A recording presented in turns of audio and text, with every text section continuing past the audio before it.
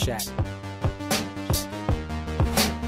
Keep it alive through these lines I write. I keep it live cause I thrive. I might just blow your mind tonight. I'm so hyped, but it's no hype. From this height, it's direct hits on sight. I'm your type, lend me your ears to show you that there's something in me. I'm not giving up, I'm standing right here, holding these days hostage. And I'll make this my year. We turning fear into love, and the love's in the air. I love doing this cause nothing compares. Nothing can share that same type of feeling when you feeling them flares. They can't catch it, it's havoc. I rip to a tear, switch a scenario. My stereos, I leave them impaired. Variables start to change and they're all in my range. I just gotta grab it, it's all mathematics. Every step is drastic, I make it fantastic. I'm trying to take your breath away. Asthmatic. This is live through the stereo. Go and let it blow, blow through the stereo.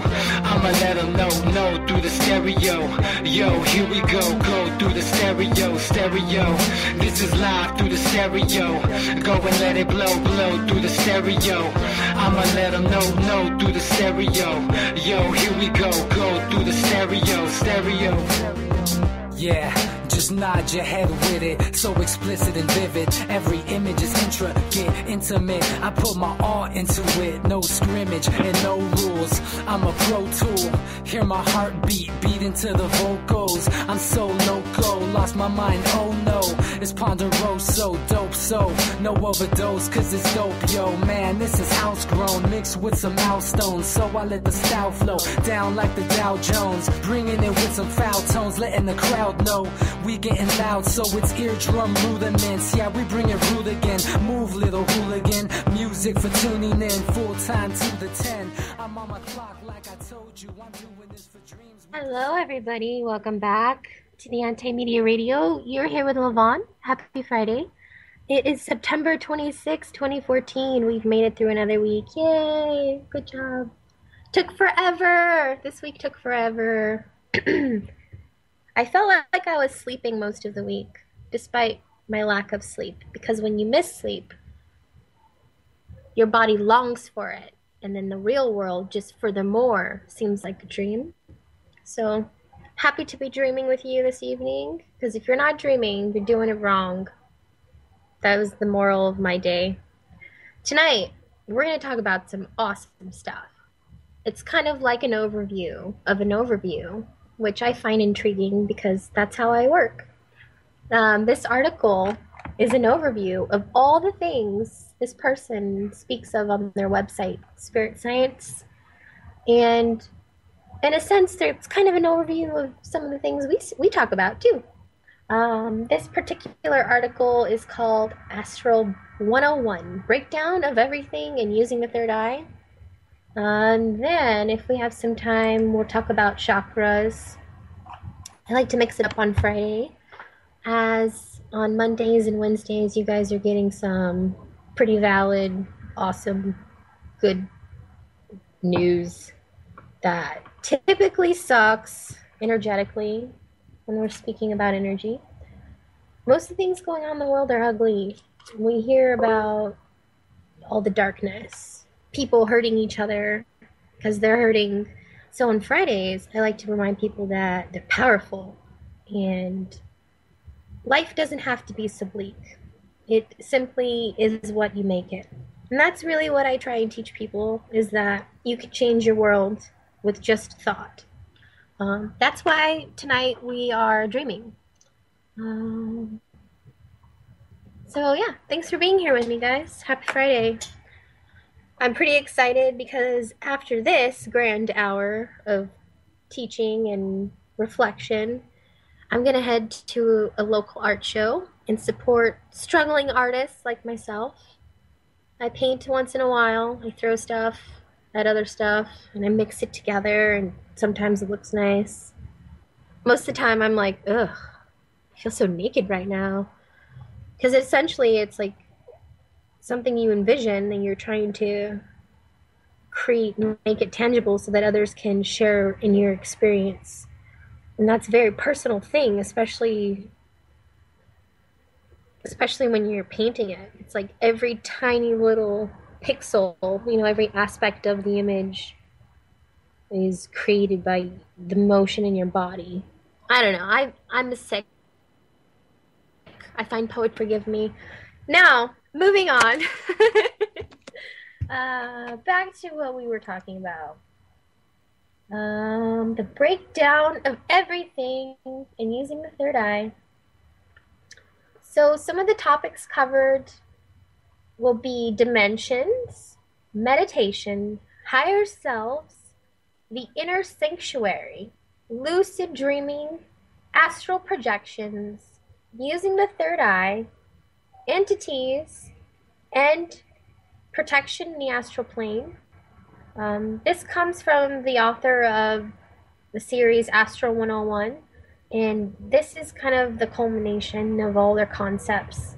And they wanted to share them with some new clarity. A lot of this stuff's floating around the internet.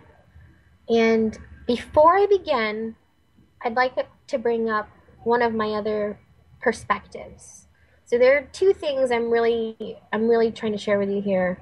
One, you're amazing. You can do whatever you want. Don't listen to anybody who tells you you can't. Two, words. I like words. I play with words. They are so much fun. That's why I create them with you. And more importantly, I'd like to share the notion that essentially every word you've ever heard, especially the ones you're hearing now, are all made up. I make these words up. The names that we give things are just so that we can try and communicate them with someone else, so we can have an understanding. But in the same time, it's very subjective. So pay attention not to the words people tell you, but how you feel when they tell them to you, okay? So I'm going to use some words that probably make you uncomfortable tonight, but what am I talking about? And how can somebody else be experiencing the thing that I'm speaking of, but using words other than the ones that are familiar, if that makes any sense? So I'm going to drink some water and we're going to get into this. I drink a lot of water. If you've never listened to me before, I'm going to take breaks. A lot of people like to joke that it's beer, tequila, which sometimes it is.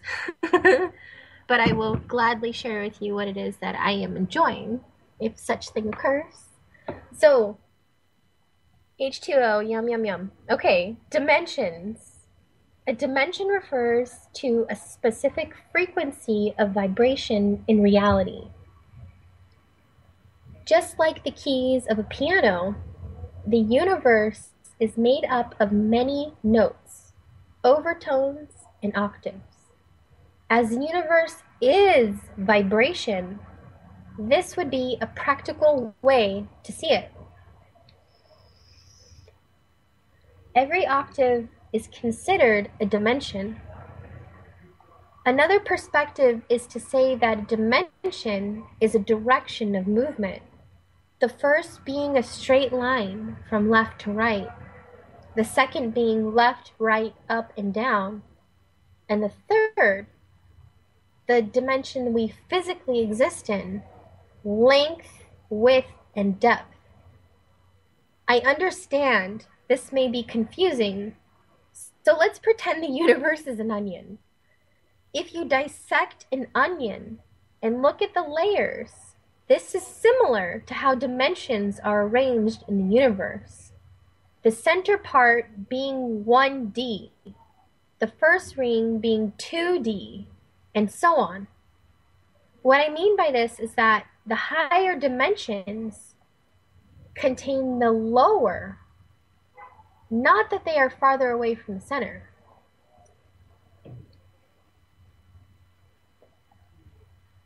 Astral 101 has mainly focused on the fourth dimension, or the astral plane, which is hard to describe while on the third dimension, as it is beyond our 3D comprehension. From much research, logical analysis, and experience, many have agreed that the fourth dimension has a direction that pertains to time and possibility, allowing us to perceive a plane of possible moments and experiences without being limited by linear time. Dimensions are stacked on top of each other and thus contain one another. This means that if someone is on a specific dimensional frequency, One can perceive all dimensions below it as well, pertaining to their position in that dimension. This being said, it is possible to experience third dimension reality from a fourth dimensional perspective.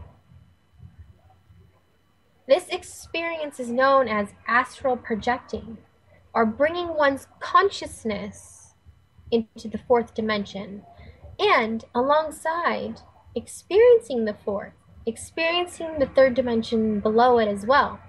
But how is that possible, you ask? I'm not here to prove it to you, but I have outlined a couple techniques throughout the series. And I'm speaking on Astro 101. You can check that out. The best place to start is something we talk about a lot: meditation.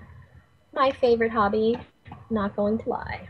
Okay, meditation is the act of lowering the illusionary veil of reality and bringing one's consciousness into a certain state of relaxation, expanded or contracted awareness, or oneness through extended thought, focus, reflection, or contemplation.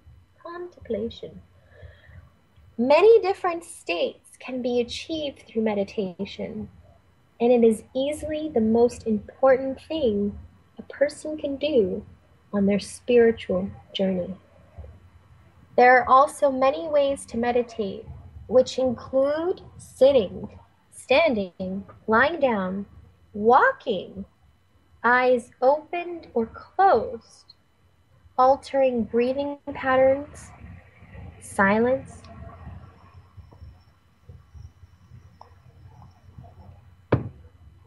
chanting, listening to music, guided, which we have some recorded guided meditations. On the exact days, I can't recall, I apologize, but they do exist. It can be spontaneous. It can be alone, or it can be in a group. Any type of location can give a different desired effect depending on the type of meditation and who the person is.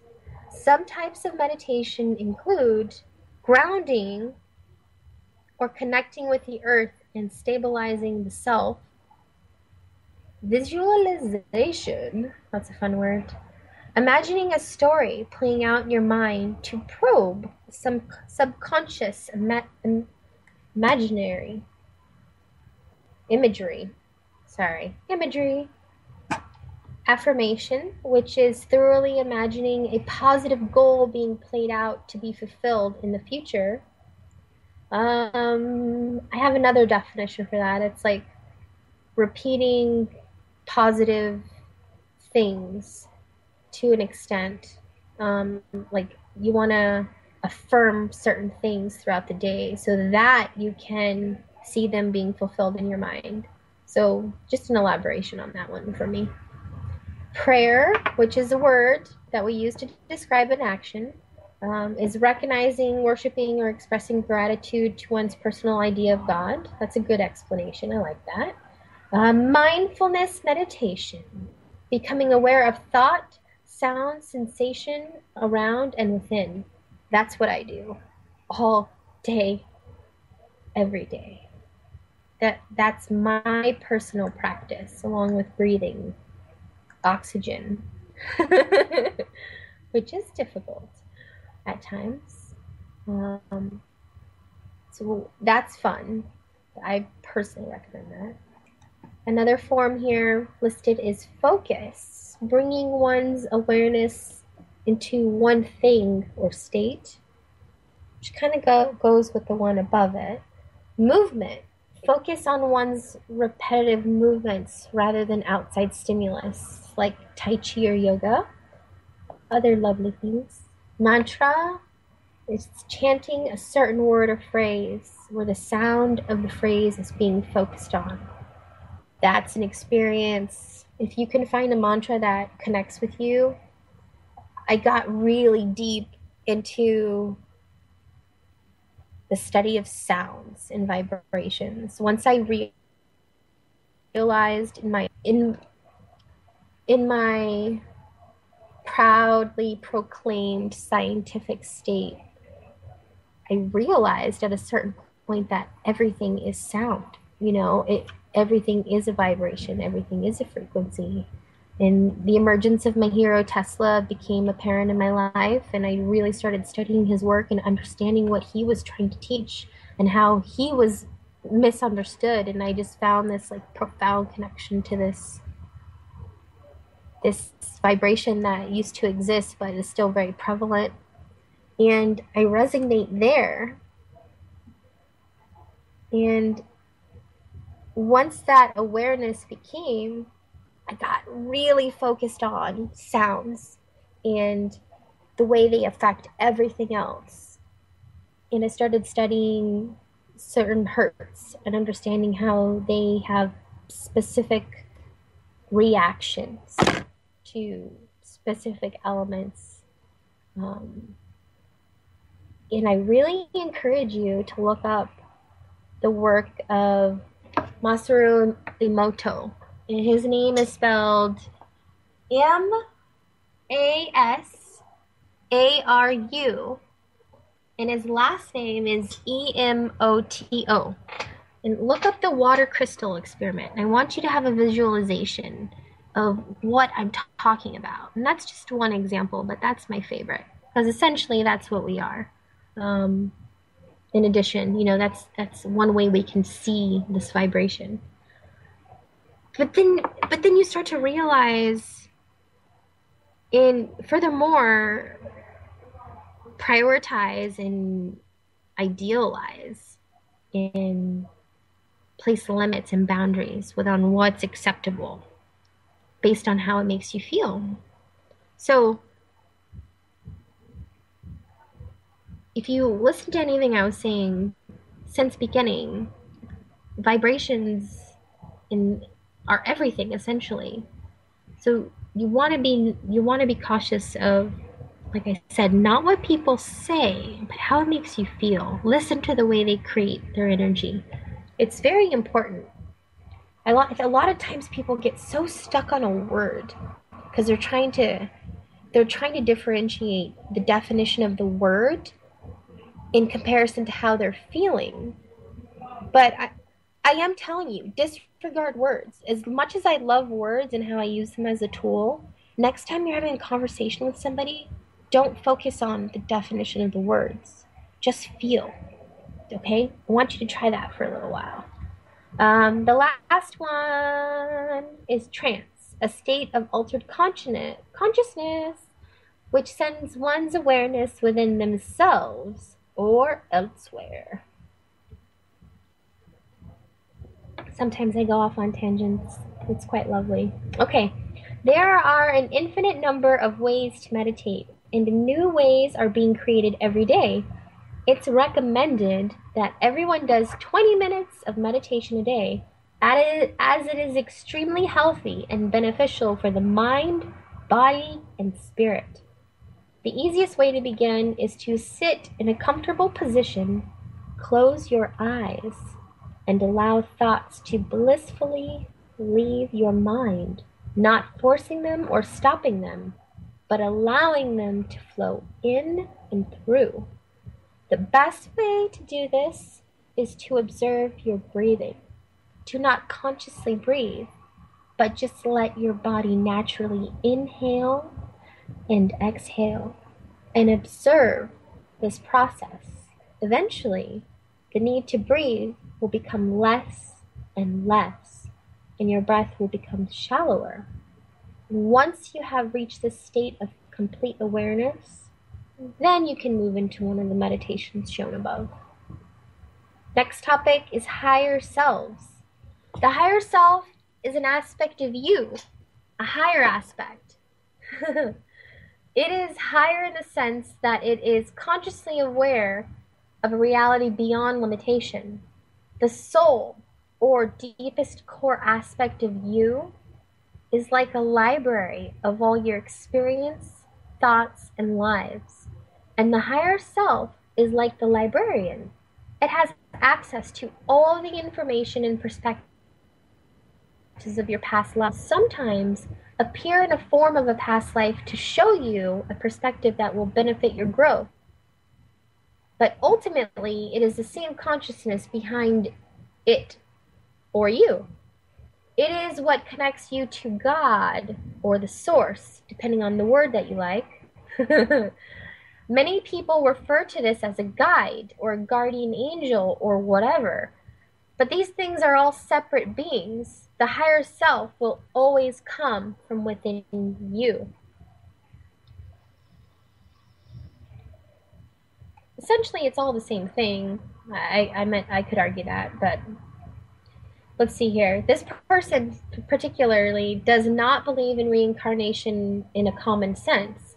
They believe and have experienced that the soul is like a lotus flower, and that every petal is a different aspect of its personality. Or in other words, every petal is a different person, spirit, or life. Souls are fractals of source.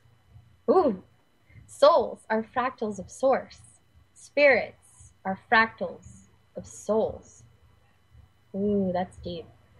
I think that this particular spirit within me has not lived a life before, but I believe my soul has manifested in the form of another petal of the flower to provide it with a different perspective of the physical plane. The purpose of getting to know your higher self is for inner guidance and for something called integration. It is when you bring past petals or perspectives of the lotus flower together in one lifetime and become a body of vast knowledge, being one with all aspects of yourself. How does one do this? Well, let's first learn to hear the higher self. Meditation is the primary way of learning to do this. Get out a pen and paper. After doing the steps in the above section on meditation, one way to contact the higher self is to simply state in your mind as loud as you can, I wish to connect to my higher self. Repeat this 3 times. Sit in silence, and if at any point you feel a presence, address it. Ask it any question you can about it. Do not expect words, only thoughts, concepts, ideas, feelings, and emotions. Words will occasionally filter through because your brain will try to translate the messages being received. Write down every question and answer. Eventually, you will sift out the answers from the mind, and with practice, communicating with the higher self will become easy. If it does not, recommended here by this author are articles written by them called Extensions of Self and Inner Sanctuary. And he says, this is just the initial communication method. There are unlimited ways in which you can experience the higher self, but ultimately, meditation is the clearest way. The other main ways include lucid dreaming, astral projection, and native vision quest, as they all provide a visual experience. There have been many who experience their higher self while on a psychedelic trip, but this varies from person to person. Some need to be in a completely sober state of mind. The higher self will provide one with all necessary spiritual knowledge and will always know what's best for you. Trust it and you will not be disappointed. Inner sanctuary. It is the representative space of the subconscious mind, and the conscious mind's explored boundaries of it. It is used for creation and inner exploration as it reflects who we are in entirety. It holographically represents the characteristics and attributes of our spirits into form of landscape, which can have an infinite range of representations. It may appear as a desert, a forest, an ocean, and can change at any time to any of these things depending on the state of the self. The inner sanctuary is, in essence, the personal feminine consciousness manifest, a reactive living environment. It's a great tool for the inner learning, purification, ascension, and getting in touch with the higher self. During meditation and sleep, you can enter into the many layers of its landscape. In meditation, we enter into the inner sanctuary when we clear our mind and let our consciousness simply flow and begin to visualize. Most, if not all, visualization meditations are done in the inner sanctuary on some level. If you want to access this level of awareness in its entirety, do not use a guided meditation, but rather just let your mind create your visualization from scratch and flow with it. Going on a journey within your mental landscape is extremely enlightening because it gives you the ability to focus on one static location inside yourself, and as well as allows you to choose which path to follow within yourself next. You can also enter into the state with certain intentions or inquiries beforehand that will affect the experience, such as communicating with the higher self. Any of these intentions or inquiries is possible to experience. Simply speak it while in the inner sanctuary and allow your consciousness to create the experience or path before you. Accessing the inner sanctuary while asleep is done almost every night in dreams, but only by the process of lucid dreaming can we truly explore and understand it. Let's move into that now. One of my favorite topics. Lucid dreaming is the act of becoming consciously aware that you are dreaming within a dream. Everyone can do this, and probably has at some point in their early childhood. To some, it comes naturally. To others, it requires a bit of work. But it is probably one of the most exhilarating experiences of life. One can literally do everything possible within a lucid dream. Fly, change environments and scenery, transform into every possible thing, you name it. All that is required is focus, curiosity, and imagination. The dreamscape is also essentially the inner sanctuary, and one has access to every tape of experience through a connection to the collective subconscious mind. Most of this is accessed within the dream realm by simply intending, focusing, willing, and speaking it out loud. Wondering how to become a lucid in a dream? Here are some ways you can start. First, acquire a dream journal and suggest to yourself 3 times to remember your dreams every night. If you have a dream, get up and write it in your dream journal, even if you're too tired. This increases dream recall. Second, when you start to remember the majority of your dreams, use the same suggestion method every night, but say, I will have a lucid dream tonight, or I am a lucid dreamer. Maybe even throw, if I look at my hands mid-dream, I will know I'm dreaming suggestion. It's probably the most powerful tool when it comes to the subconscious mind, because it will usually respond in some form. Third, if you haven't already become lucid in a dream, at least briefly, then begin to perform what are called reality checks on this. There are actions that confirm whether you're in reality or a dream and keep you paying attention to your surroundings. Some reality checks include covering your nose and mouth to see if you can still breathe, write an A on your hand in real life, jumping to see if you fly or float, trying to read a sentence on a page twice. It will usually change in a dream. And putting 2 fingers up to your palm and trying to push them through. Performing reality checks regularly will eventually habitualize them, and you will soon be doing them in your dreams. An important thing to do is constantly question whether you are dreaming or not. It sounds paranoid, but realistically, how do you know? No joke, for months. At the same time every day, I'd ask myself, am I awake or am I asleep? And eventually it happened to where I was asleep. And then I was asking myself, am I awake? or am I asleep? And I realized that I was asleep. And I went on the most amazing, crazy, but not really adventure.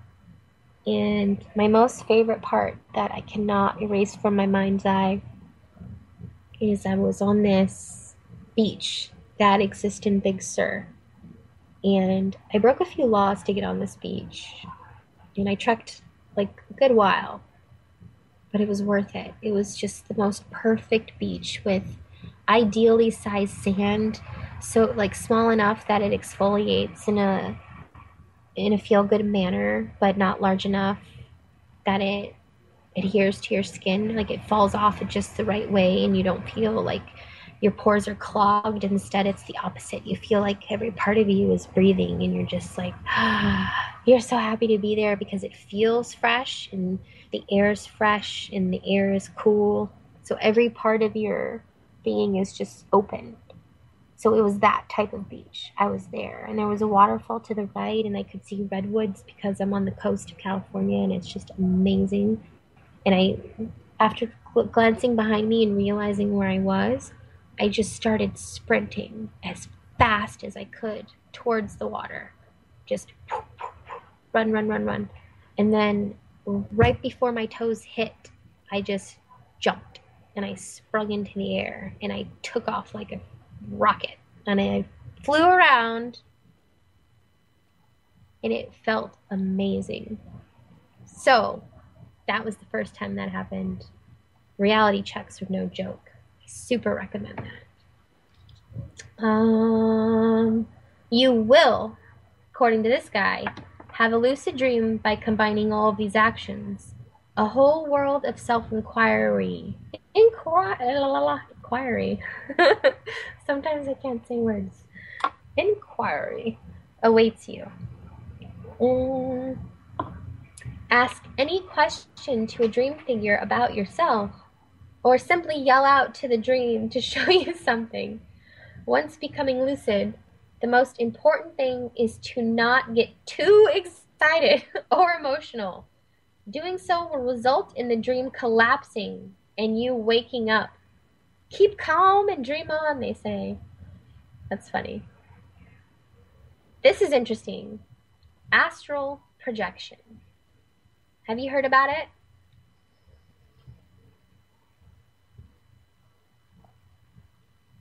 So, we are spiritual beings having a human experience. This means the core of who we are is not human, but rather spirit or awareness. This spiritual aspect of us can leave our physical vehicle and explore in higher frequencies. Astral projection is the experience of leaving one's body and exploring the world, the astral plane or the fourth dimension, and higher dimensions in a ghostly state. This is very similar to lucid dreaming, but the main difference is that astral projection explores the external world, whereas lucid dreaming explores the internal. These are essentially the same environments, just on different frequencies.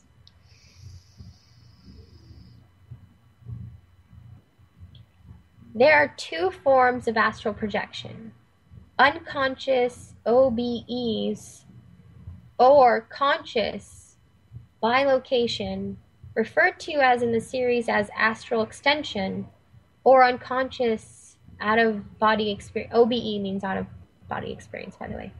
Happen when your physical body is, you guessed it, unconscious. This means either in a state of sleep, anesthesia, or sleep paralysis. These methods are usually harder to accomplish and take time to learn, and they are briefly touched on throughout the Astral 101 series. The other method known as astral extension is simply extending our spirits outside of our bodies in a meditative state while still conscious. This is usually only fully possible when contact is made with the higher self, because the higher self is the spirit aspect of who we are.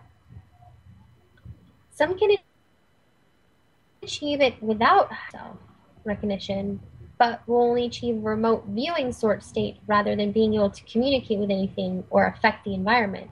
The majority of Astro 101 is based on practicing this method, as it yields similar results to the unconscious method, but is remarkably simpler. Since they both require a lot of explanation and preparation, I won't be able to provide a brief how-to in this article. If you are not satisfied with my current methods and explanations, do not worry, more writing and media is coming, according to this writer-creator.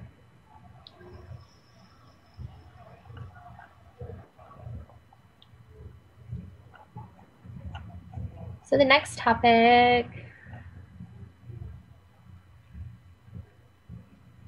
let's see here, using the third eye. It is quite apparent that we are not alone in this universe. When astral traveling, this becomes not just a speculation and more of an experience.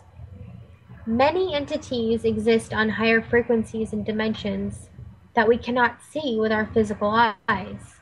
The reason we do not see them is because they are not within our visual spectrum. For example, we can only hear a certain spectrum of frequency. Otherwise, it becomes too low or high of a sound for our ears to pick up. Likewise, within our three-dimensional eyes, we can only see within three-dimensional spectrum of color. While astral projecting or meditating, we rely on a sense that is not attached to a specific dimension. So we can freely move between spectrums or dimensions and experience the beings and energies that lie therein. This sense is called the third eye. This entails all trans-dimensional senses, not just sight. A lot of people will have different ways of using their third eye. Some are visual, some are tactile, some are auditory, or even olfactory, which means to smell. It is all considered the third eye sense because one thing usually connects them all in terms of stimulus and color. Since we only remember the experiences of this lifetime, our etheric sense translates these higher frequencies into a concept that we can understand. For example, if our astral body experiences a fourth dimensional frequency on an entity equivalent to the color blue, it will send the image of a third dimensional blue to our minds. Now, these colors aren't just aesthetic, but have energetic value. Every color of the spectrum is a frequency that correlates to a consciousness, as they do with chakras. The 7 basic colors are red, which is relation to survival, grounding, stability. Orange, sexuality, intimacy, connection. Yellow, individuality, control or will. Green, which is love, creativity, compassion. Blue, expression, communication, and movement. Indigo, knowledge, intuition, truth. Violet, connection to purpose, soul, our higher self connection. White/pink, pure, light, high frequency, unconditional love. Black, void, vacuum, unmoving, absorbing. See, I think differently about black. I have black hair. Like, black is the night sky black hair. And I like to lay in the sun. And I like to lay my hair across my eyes because it's so long I can do that. And when I open my eyes, even just slightly, I see every color within it. And to me, black is everything. Isn't that what happens when you're painting? I'm a painter. I know this. I mix all my colors. They turn black. Black is every color. So I don't like this idea of black being a void. Opposite. Black is everything. What if a void is everything? Words. Anyways, gray, blocked, unhealthy, or unresponsive. And they continue to say, in every instance that these colors are experienced within the third eye, the natures are also present or witnessed. If you see an entity, which is, a word, that's a dark gray red, you can assume it's in a state of survival. The same goes for everything else. Now, using the third eye is key to everything I've taught thus far. Do not be intimidated. It is only as hard as you make it. The third eye is directly connected to the forehead, or more importantly, the mind. Simply close your eyes and focus your attention on your forehead. It's okay if your eyes flutter. This happens with everyone. Breathe in and out at a constant interval. At some point, you will begin to see the colors in tunnels. Some say this is neutral discharge, but this is debatable. Direct your breathing almost as if your breath is going into your forehead. You will begin to feel pressure on your forehead. When it becomes too uncomfortable, cease this practice and come back to it later. This is a good daily practice for exercising the third eye. After you've done this for a minute, getting ahead of myself here. After you've done this for a minimum of 3 days, you will be able to use this third eye at any time, but in your own way. That's interesting. We should do that. Keep in mind that people have different ways of using the sense. Oh, hello. Somebody is calling us. Just a moment, guys, while I add them. Greetings. How are you? Hello.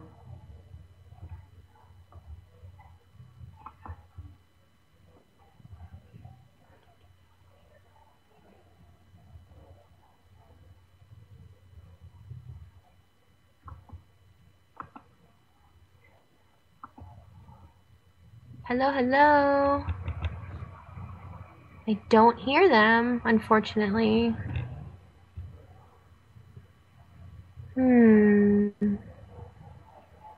Sorry, guys.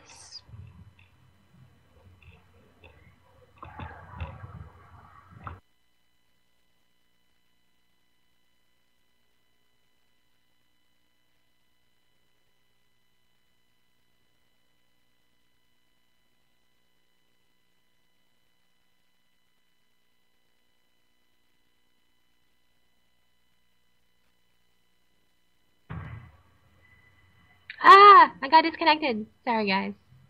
I not only missed our caller, please call me back. I'll do a better job this time. But I kicked off our show here.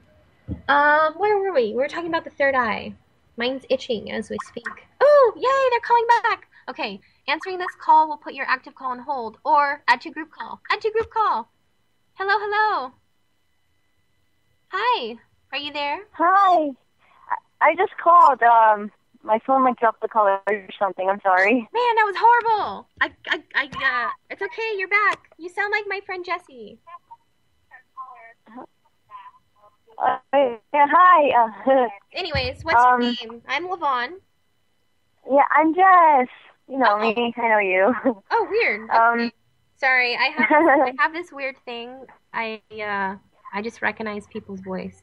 I'm a creeper, I know. How are you, Jess? I'm doing great.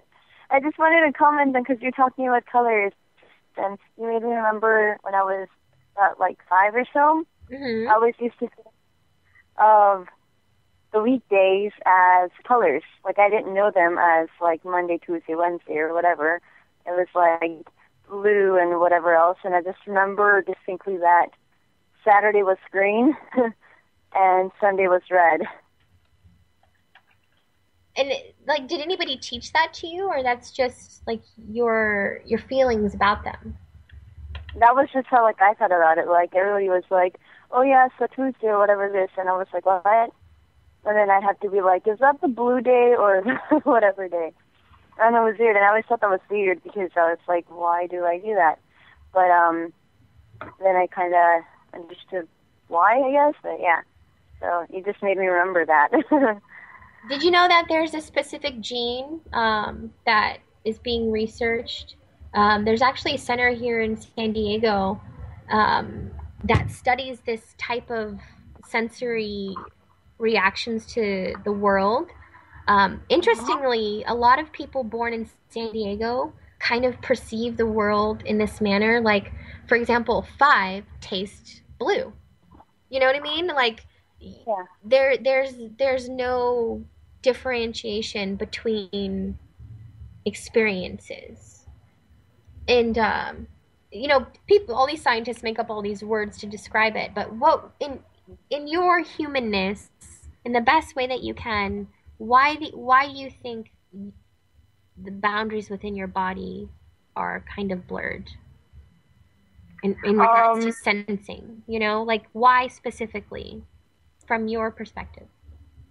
Not sure, probably because it's like a mix of being aware of other people's like energies, and so, like everything gets mixed, and I don't work too well at differentiating other people's like energies and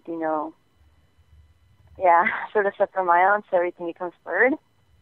No, Does that make sense? No, it totally makes sense. Like, for example, I hope you don't mind me sharing this. You're a photographer. You capture moments. You literally see the world differently than everybody else. That's what you do. I just what I do. No, think about it. Like, that's what you do, right? Yeah, and it's weird because like now that you bring that up, is like whenever I sit down and I look through like pictures or something, I find myself like, I don't know, going deep in the pictures. Does that make sense? Like, rather than just like, cool picture, it's like I try to like envision or go back to whatever, like the person on the photograph I'm looking at was like feeling, like their emotions and like why that may have been. So I don't know. I don't know. I do that a lot. Like for me, it's something like I perceive things as male or female energy. Like when I look at anybody, I see the male part of them and I see the female part of them. Like I don't look at someone and I don't say, "Oh, that's a man," or "Oh, that's a woman." Everybody's a both to me. And there's different degrees of each in which I'm getting all excited. There's different degrees of man and woman in each person. Yeah, I can see that. I can see that. Like my best friend, she's a man woman, and I'm a man woman, but I'm more woman than she is woman. She's slightly more man than I am. I guess like we all have characteristics, right? What's that? Like as a female and male characteristics, but we all have them. Well, essentially, like we do, all of us. Like, we choose to either remain a woman or grow one and become a man. Like, essentially, like the penis is just an unsophisticated version of the clitoris. Like, we all know that it's better when you like hide it and like concentrate its feelings. No, I'm just kidding.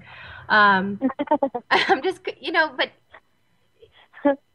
that's the weird way in which I observe the world around me, and I thank you for sharing. It's not easy to share.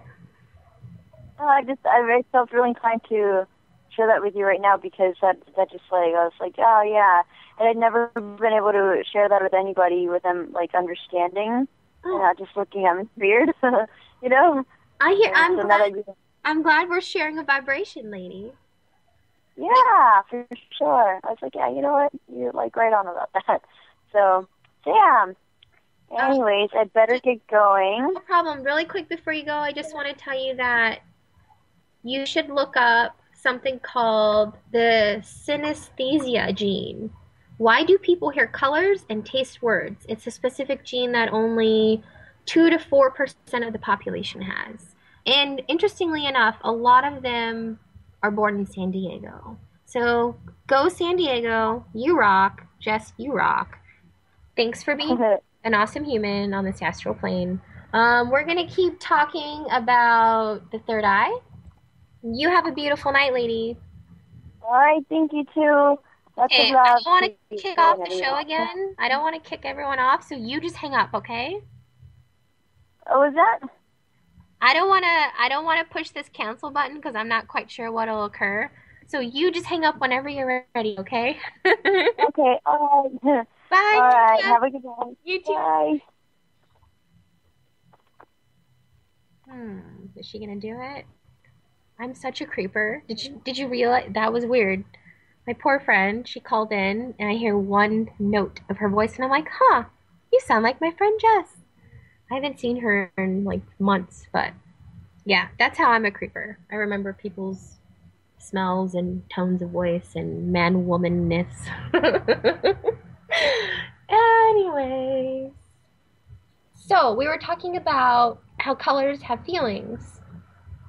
And then we got into a little bit about third eye exercises. Um, the next topic is something that's probably going to make you uncomfortable, okay? Entities. Because there are so many entities one can experience, I'm going to create a very simplified version of this segment. In a pragmatic sense, there are three types of energetic beings: positive, neutral, or negative. I can agree. We won't go into the names that he gives all of these things. There are also two states of consciousness that the ascendee or the neutral beings fluctuate between in order to grow or fall in frequency. Unity consciousness, he says, is the state of believing everything is one whole and that every other entity is just a mirror of the eternal self.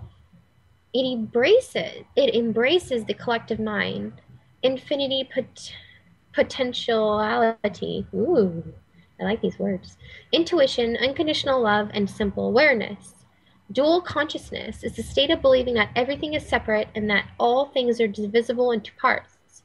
It embraces the individual, the finite existence, efficiency, complexity, definition, empirical evidence, intensity, and contrast.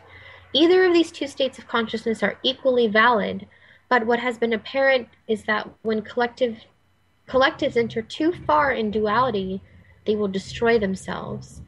On the other hand, beings who enter too far into unity is they cease to have free will. Ooh la la!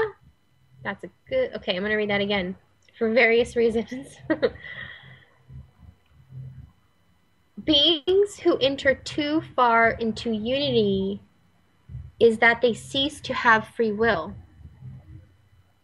Boom shakalaka, write that down. That's important. Okay.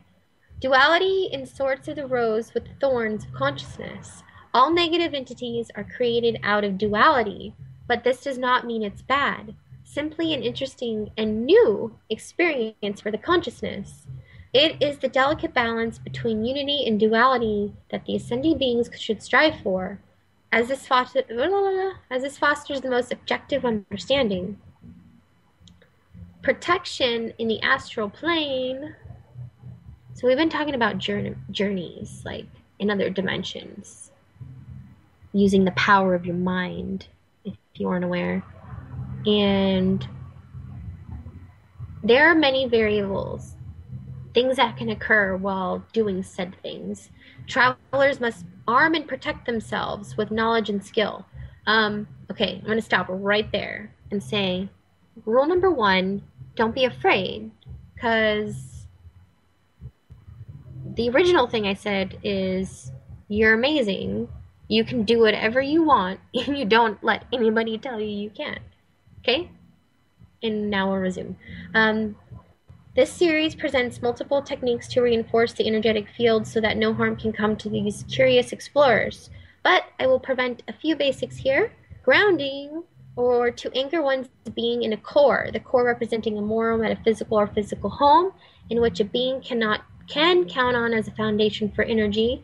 A grounding point is usually the plane one inhabits, but can range to one's reason to exit as a particular objective. Close your eyes and visualize your grounding point in your mind. Suggestions of being a tree with roots is nice.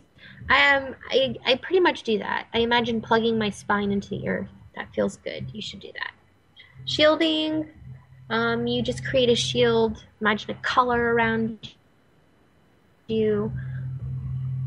You want to, this is interesting.